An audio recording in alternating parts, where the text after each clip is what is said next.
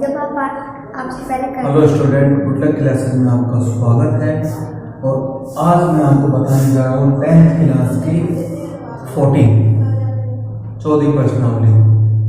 और ये सबसे ज़्यादा नंबर की है, 15 नंबर की, जिसमें 3 चीज़ है, माध्य, माध्यक और बहुलक। तो सबसे पहले मैं आपको बताता हूँ माध्य। ध्यान देना, सबसे पहली चीज माध्य हो,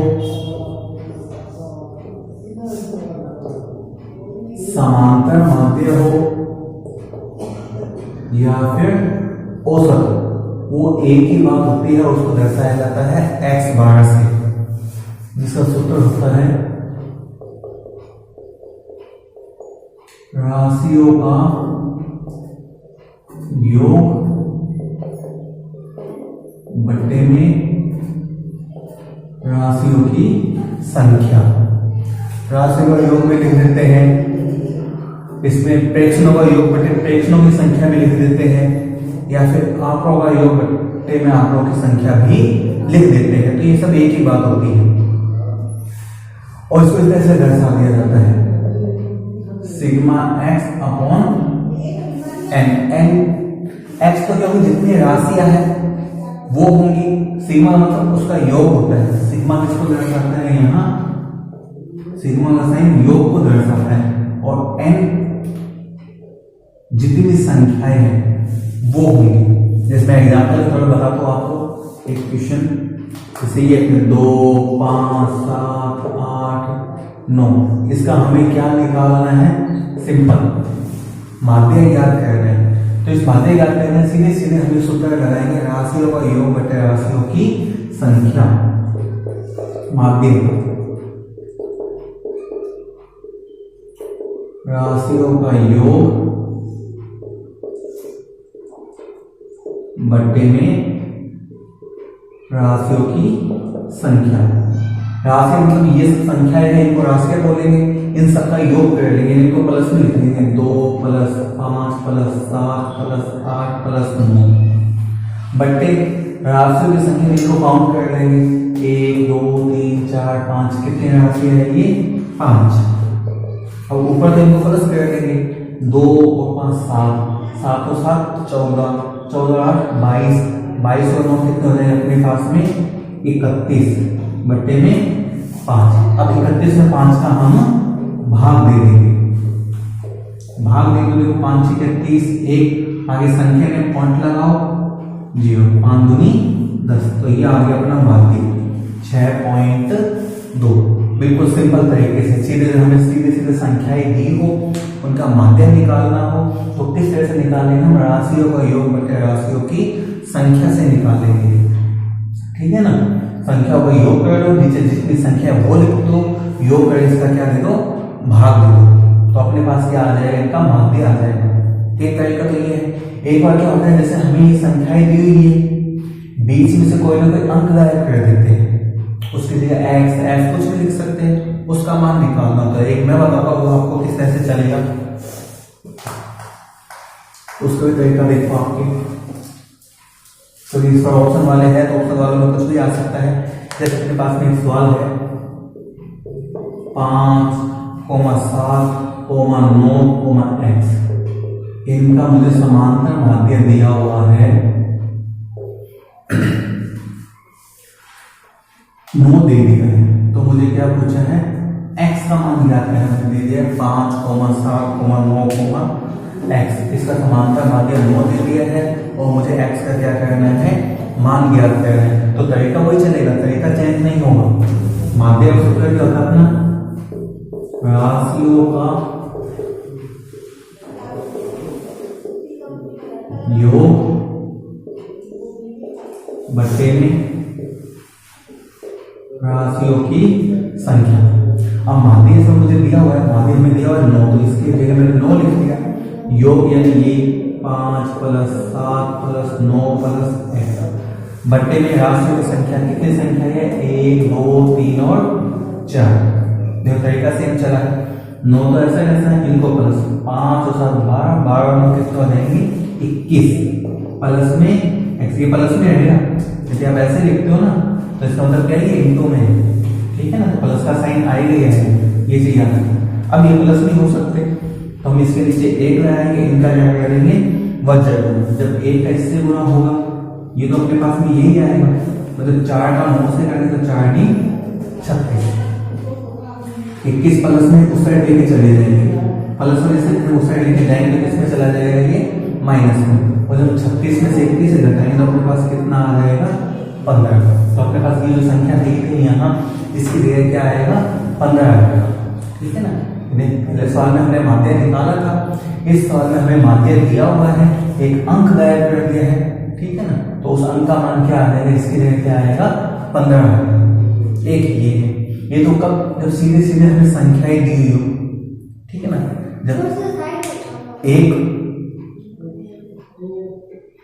एक सीधे सीधे हमें संख्याएं दी हो, एक क्या होगा जब हमें x और f दिए हो तो माध्य कैसे निकालेंगे, एक वो वाला तरीका देखो।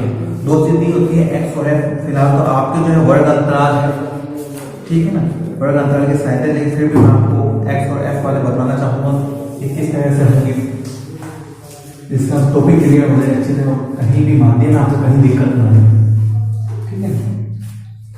जैसे एक सवाल दिया होगा आपको, x दिया हुआ है मान लो मेरे पास में, जो कि ये है 3, 5, 8 और 11।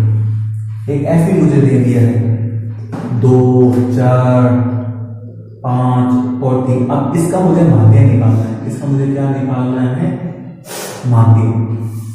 सीधे x दिया हुआ तो हम सीधे योग करके जितनी संख्या उनका भाग दे देंगे, लेकिन जब x और f दिया हुआ हो तो सबसे पहला काम क्या करना है, हमें f और x का क्या करना है इंटू। जैसे 3 का 2 से गुना 6, 5 का 4 से 5 चौके 20, 8 का 5 से 8 पंजे 40, 11 का 3 से 11 3 35।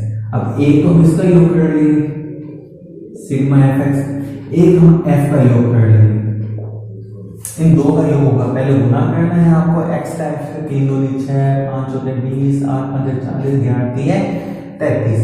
फिर आपको एक fx का टोटल करना है, एक f का टोटल करना है। जैसे मैं fx का टोटल कर दो तो 6 और 3 9 हो गया अपने पास में, 2 और 4 6 और 3 9, यानी 99 हो गया। f का टोटल करते हैं तो 2 और 4 6 और 5 11 और 3 14। अब माध्य और सूत्र का चेंज हो जाएगा। अब माध्य का ये रहेगा कि सिग्मा एफ एक्स बटे sigma F. Sigma F x अपने पास में 99 और सिग्मा एफ है 14। अब 99 में 14 का भाग दे देंगे हम, 14 7 98, घटाएंगे आगे संख्या नहीं है, पॉइंट यहाँ क्या आ जाएगी जो भाग अब भी नहीं जाएगा तो टोट गया तो 1 0, जब 2 0 लगे तो यहाँ पे क्या लगेगी अपनी 0 लगेगी। अब भाग चला जाएगा 14 7 98, यानी अपने पास माध्य कितना आ जाएगा 7.07। ये कब आएगा जब अपने पास x और f दिए हुए हो, ठीक है ना, तो अपना है। और इसका मतलब क्या है, f मतलब 12 12 का 12 12 मतलब क्या है कि 3 जो कितनी बार आया है इसमें 2 बार आया है।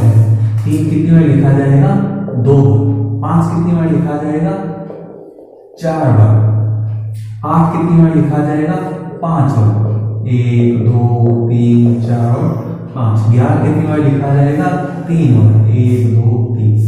इस तरह से तो कुल मिलाकर के पास संख्याएं बनेंगी तो 14 बनेंगी, 1 2 3 4 5 6 7 8 9 10 11 12 13 और 14, ठीक है ना। 12 12 मतलब ये संख्या कितनी बार आएगी, तो इतना लंबा ना लिख के उससे लंबा हो जाएगा। फ्रैक्शन का योग फ्रैक्शन संख्या यानी जो हमें पहले वाले सवाल में लगा उससे बहुत लंबा हो जाएगा, इसकी वजह से सूत्र बना दिया है कि एफ एक्स का गुना कर लो, एफ एक्स का टोटल, एफ का टोटल, फिर आप एफ एक्स का टोटल एफ का क्या दे दो आप भाग दे दो, तो अपना क्या आ जाएगा माध्य आ जाएगा, ठीक है।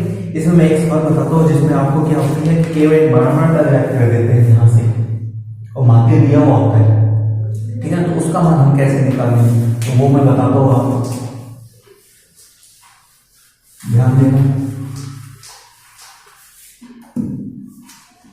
जैसे एक सवाल है अपने पास में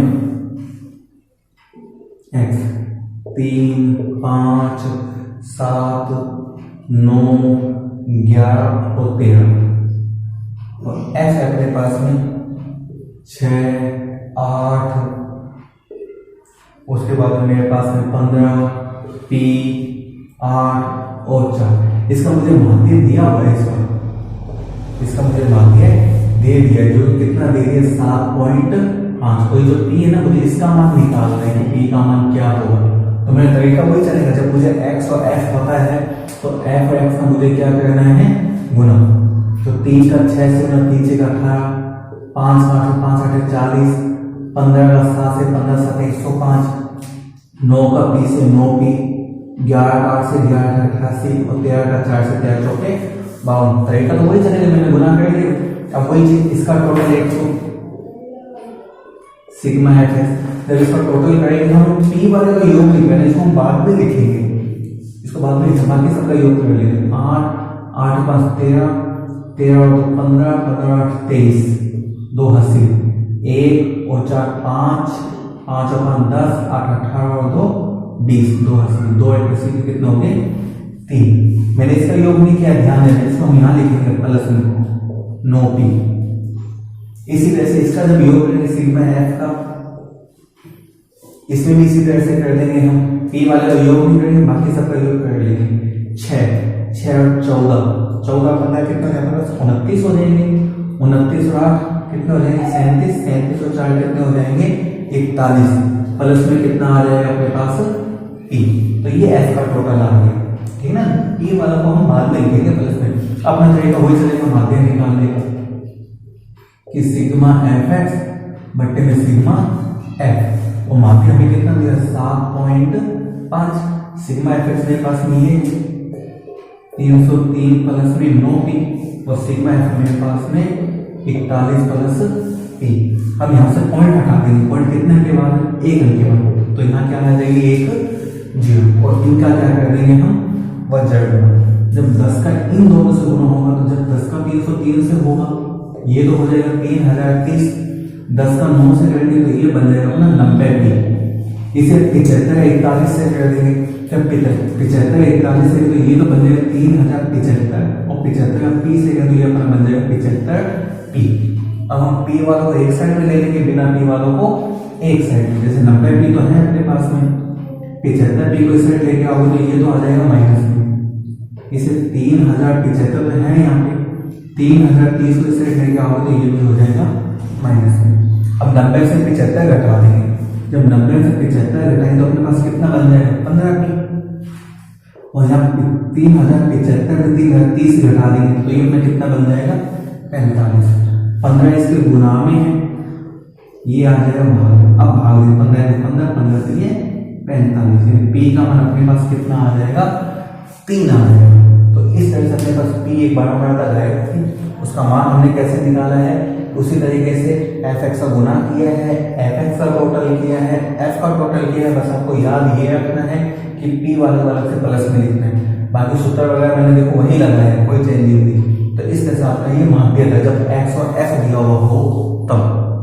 इसके बाद में आपके आते हैं वर्ग अंतराल वाले, और वर्ग अंतराल में आपकी विधियां है, वो आपको मैं नेक्स्ट कल बताएंगे। आज के लिए इतना ही। उम्मीद है आपको ये वीडियो पसंद आई होगी, और इस वीडियो को पूरा देखिए जिससे कि आपका टॉपिक क्लियर हो, और जितने भी मेरे आगे वीडियो है वो देखते रहिए, जिससे आपका टॉपिक जो है क्लियर होता है, और परीक्षा में आपको इस परीक्षा में कोई दिक्कत ना है, क्योंकि 15 नंबर की प्रश्नावली है। आपके जितने भी डैश वर्क होंगे, जो भी होंगे, इस टाइप के कई प्रश्न मिलेंगे, ठीक है ना। तो आज के लिए इतना ही। जिसको वीडियो पसंद आई वो लाइक कीजिए, शेयर कीजिए, सब्सक्राइब कीजिए। Thank you, good bye.